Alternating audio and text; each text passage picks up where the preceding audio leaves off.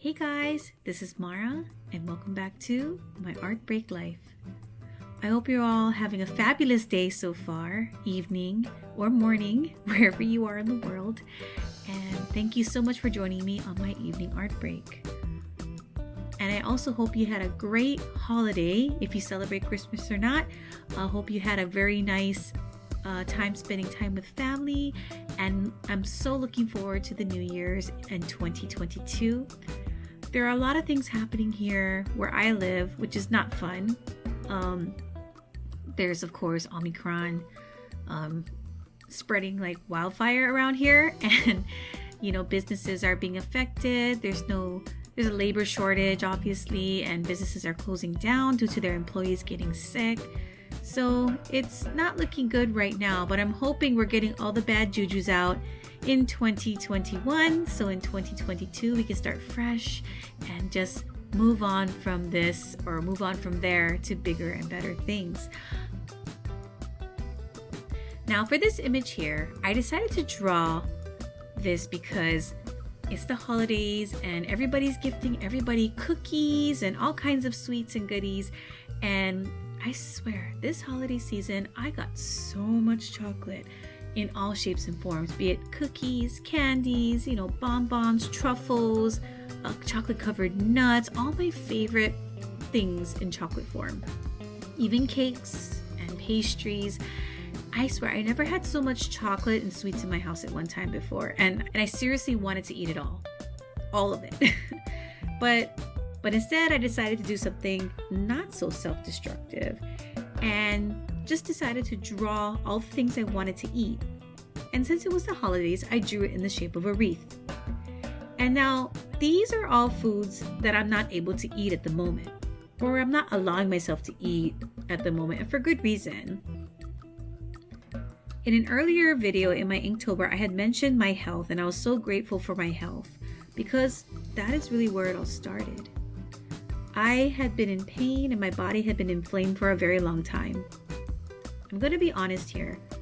I thought I was doing all the healthy things, all the right things by avoiding carbs, eating more greens, switching from regular flour to almond flour, all these things that I thought were the right things to do, or you hear people telling you that it's the right thing to do. And of course, exercising, but I would always be in pain and I always felt swollen, and I knew I was doing something wrong, but I just couldn't figure it out. And I knew it had to be my diet because I don't have any other vices. I don't drink, I don't smoke. And so the only thing that I consume is food. So I knew I was eating something bad. I just couldn't figure it out. And then one day in October, I had been so busy with Inktober and trying to keep up with the drawing prompts that I hadn't eaten much that day. And the next morning when I woke up, I felt amazing. And it just dawned on me like, wow, I haven't felt this way in a long time. It was the first day in over 2 years that I wasn't in pain. Things, I couldn't believe it. And so I thought back on what I did the previous day and I realized that my discomfort was really due to my diet. I mean, to be honest, I kind of knew that, but at the same time, I'm like, wow, it really is something I'm eating. And so, as I said, I thought I had a pretty healthy diet. So what I did was I did a very strict elimination diet where I took my diet back to basics. I stripped it back to just, rice and some fish or some very mild foods. And I slowly added things back in to see what foods would trigger the pain or whatever discomfort I was feeling. And as I started logging all these items down, I realized that all the foods that were bothering me were the purine-rich foods, which are like your bacon, your almonds, your spinach, your chocolate, coffee, lots of sugar, like large amounts of consumed sugar at one time. So I decided from that point on that I was going to eliminate these things from my diet for a while and just see how things go, because it can just it can only be good for me, right? Not to have these things in my diet. And it's not to say I can't eat anything, because there's a lot of foods I can eat. It's just that the foods I tended to lean on or go for are typically the purine rich foods. I didn't realize it. Even mushrooms, you think, oh, mushrooms are healthy, but it's actually high in purine. So I'm like, okay. So it's been pretty rough because, of course, it's during the holiday season, and turkey also is very high in purines. And so on Thanksgiving, it was the first Thanksgiving I hadn't had turkey. And that was really hard for me because I love turkey. And the smell when it's cooking, you're like, oh, and the gravy, I thought I was going to cheat for sure, but I didn't. I was very strict with myself and I didn't cheat. And so I haven't been in pain or in any type of discomfort since I started this new diet of not eating the foods that trigger these, pains for me. And there were times where I accidentally ate some of these foods and I wasn't in pain. So I'm thinking my body is slowly getting used to not having these in it. And so I can probably start to incorporate them again into my diet soon in very, very small amounts. But I won't go ham on it like I used to. Like I used to drink spinach smoothies at least twice a day, when I was really in on my diets. And I used to eat a lot of almond muffins because I was trying to be low carb. And so I will admit I've gotten back on the carb wagon. Just, of course, everything, as with everything, in moderation. I've learned that for me, I always go ham on things that are healthy or what I think are healthy, but too much of a good thing is not a good thing, right? And to be honest, I thought this discomfort I was feeling, I would be living with for the rest of my life. I almost had given up at that point, and I'm so grateful I started this channel, because if I hadn't started this channel, if I hadn't decided to take on that Inktober challenge, I probably wouldn't have figured out what I was doing wrong, and I'd still be in discomfort right now. I'm so happy and grateful I have this channel, even if it's not monetized and nobody really watches it. I'm just happy that I'm healthy again and that I'm feeling great and things are looking up right now for me. But anyway, that's the reason why I made this drawing, because I was sad that I couldn't eat these foods, but it also allowed me to vent my frustrations, I guess, cure the cravings for these foods without actually having to eat them. Because you know how when you look at something and you kind of get sick of it because you just look at it so much? That's kind of how I started to feel with the foods I was drawing in this painting, because I drew the drawing pretty quickly, but the painting part took a while because, of course, with the holidays and the kids being home and just more things you have to clean up and do around the house. I hadn't had a lot of long periods or stretches of time where I could devote to painting this, so I was doing it in between a lot of things, and I was getting sick of it. To be honest, I mean, it came out really nice. I like how a lot of the painting was rendered out, but I wanted to move on to a different subject because I had fulfilled my cravings for these foods by that point. It was very, but this was a good learning experience for me as well, because I tend to fall back on things that are easy for me. And so I fell back on my poster color paints again, because, well, I sat there thinking like maybe I should do something different, maybe color pencil or watercolor, but watercolor is out of the question because this paper that I'm drawing on is not very watercolor friendly. And I was kind of scared to start something in color pencil because I don't have much experience with color pencil. I still have to draw or practice it more. And this drawing was a little bit ambitious for my level, I think. There was just so much going on in this drawing that I thought, you know what, let's just go with something you're familiar with, which is your poster colors, and just go from there. Maybe the next one I'll do color pencil, I'm not sure, but kind of tempted to pull out my Prismacolors and see how that works.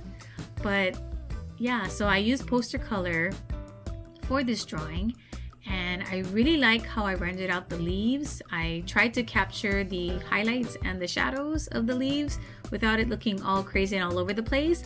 And of course those leaves are spinach because I can't eat spinach. And I drew asparagus at the top because I heard from somebody that asparagus is something you're not supposed to eat on a low purine diet. So I haven't tried it to see if it triggered any kind of discomfort, but I just avoided it just to be safe, and I stuck it up there to remind myself, don't eat asparagus. And of course I picked up all the holiday goodies that I received, like those Ferrero Rochers. Oh, those are my favorite, one of my favorite chocolates to eat because of the hazelnut and the chocolate mousse on the inside. And then of course bacon. I noticed that every time I eat even bacon oil, it triggers some of my discomfort, so I have to be very careful around eating bacon. And also seafood. I had clam chowder and shrimp, and it triggered it a little bit. So not as bad as eating the bacon, I think, but it triggered it so quickly that I was kind of shocked at how fast it affected me. So I definitely try to stay away from that. And I've known for a long time that coffee triggered some discomfort for me, so I've been avoiding that for a long time as well. But that doesn't mean I don't love the smell any less. I always go to Starbucks just to kind of stand there and smell the coffee. Or just any like coffee aisle with the coffee beans, and I just smell the coffee because it just smells so good, but I can't have it.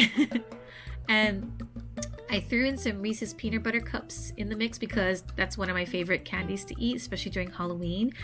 Actually, right before I discovered all this, I had bought a few bags of Reese's peanut butter cups, and I was eating them, you know, because I guess I had gotten so used to the pain that, you know, it just almost like it wasn't there kind of thing, but I knew it was there. And so, but now that I don't have the pain, any little bit of these types of foods I eat triggers it, and I can feel it really bad. So I decided to just get rid of my Reese's peanut butter cups and let the kids nosh them all. And they ate them pretty quick, so that was kind of funny. And then of course the chocolate covered donuts. I love yeast donuts, but can't have those in at least with chocolate anyway. And then the chocolate eclairs and the chocolate cream puffs, definitely can't have those anymore. And we have a place here called Iliha Bakery, and they have these Cocoa Puffs, which are basically chocolate cream puffs with chantilly frosting on the top. And I do love those as well, but now I know I can't have them. I can probably eat the chantilly no problem, but just not the chocolate cream puff side of it. So yeah, that's why I threw that in there. And of course the Starbucks, can't have any more Starbucks. I've known that for a long time. I threw in also soda water because I didn't realize that soda water actually causes the same effects, you know?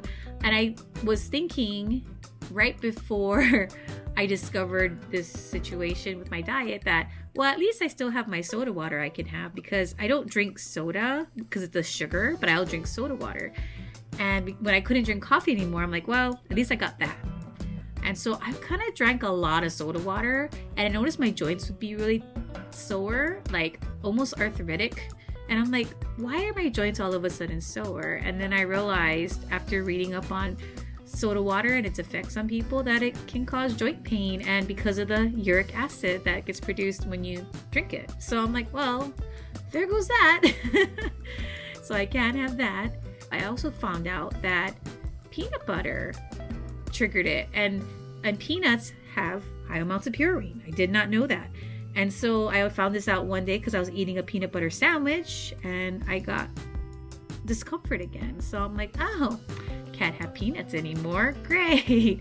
And that boils down to peanut oil too. So I was eating Chinese food one day. I felt the discomfort again. So I realized that it was the peanut oil, probably, because they use peanut oil in Chinese cooking, but probably the gravy too, because gravy also has high amounts of purine because there's salt, fat, and, you know, all that in there. So that was another thing I had to avoid. So anyway, a long drawn out reasoning of why I drew this wreath of the foods I can't eat anymore.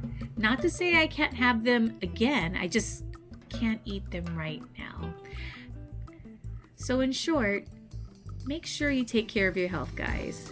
Drink lots of water, eat a balanced diet. Don't go all ham on, like me, don't go all ham on one fad diet or another. Just eat a very balanced diet and eat in moderation, everything. I mean, you would hear that and then you think, yeah, of course, moderation, blah, blah, I know that. But really, I mean, balance out your food. Too much of a good thing is not a good thing, right? That goes with anything. So anyway, if you stayed this long into the video, thank you so much for staying, and thank you so much for joining me on my evening art break, and thank you so much for watching. If you like this video, please give it a thumbs up and subscribe if you haven't already. And until next time, you know what to do. Just keep drawing and creating.